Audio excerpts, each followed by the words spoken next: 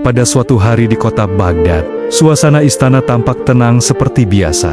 Para prajurit berjaga, para pelayan berlalu lalang, dan Raja Harun ar-Rasyid duduk di singgasananya dengan wajah penuh wibawa. Namun ketenangan itu mendadak terusik oleh bisikan yang beredar cepat di pasar, kedai, hingga lorong-lorong istana.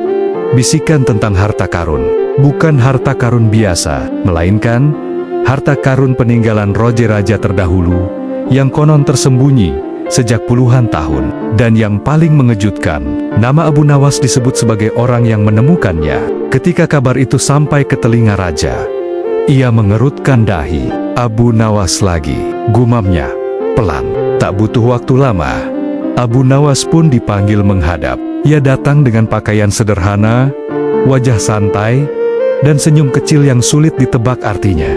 "Wahai Abu Nawas," kata raja tegas, "kabarnya engkau menemukan peta harta karun. Benarkah itu?" Abu Nawas menggaruk kepalanya perlahan, seolah ragu untuk menjawab. "Tuanku Raja," katanya hati-hati, "hamba sebenarnya tidak ingin membicarakan hal itu." Ucapan itu justru membuat raja semakin penasaran. "Kenapa? Kenapa?" tanya raja. Abu Nawas menunduk dan berkata pelan, "Karena harta itu bisa membuat orang lupa diri." Wazir istana yang sejak tadi berdiri di samping raja langsung menyeringai. "Jangan berbelit-belit, Abu Nawas.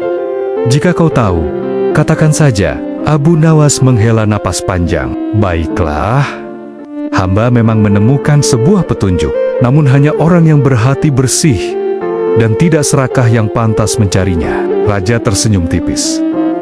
"Aku adalah raja. Aku hanya ingin menjaga kekayaan kerajaan." Tanpa ragu, Raja Harun ar-Rasyid memerintahkan pencarian besar-besaran. Prajurit disiapkan, perbekalan dikumpulkan, dan Abu Nawas ditunjuk sebagai penunjuk jalan. Dalam hati, Abu Nawas tersenyum kecil, karena sejatinya yang akan diuji bukan keberanian, melainkan keserakahan.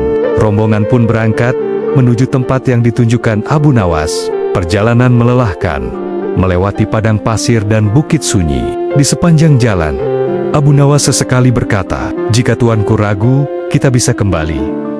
Namun raja selalu menjawab, "Kita sudah sejauh ini. Lanjutkan." Wazir bahkan semakin bersemangat, membayangkan emas dan permata berpeti-peti. Tanpa mereka sadari, Abu Nawas sedang menunggu satu hal saja.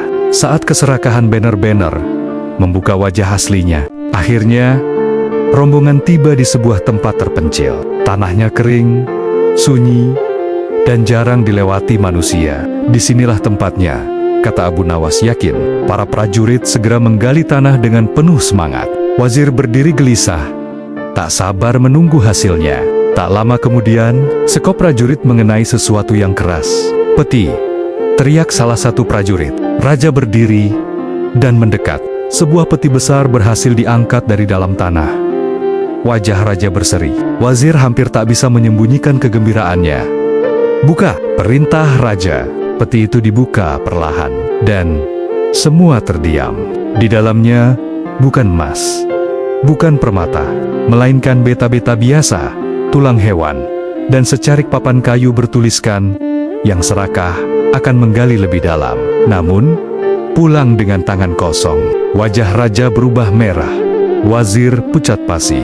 "Abu Nawas!" seru raja marah. "Apakah ini lelucon?" Abu Nawas membungkuk hormat. "Tidak, tuanku raja."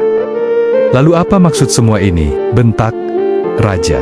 Abu Nawas tersenyum tenang. "Harta karun itu memang palsu, tetapi pelajarannya nyata." Raja terdiam.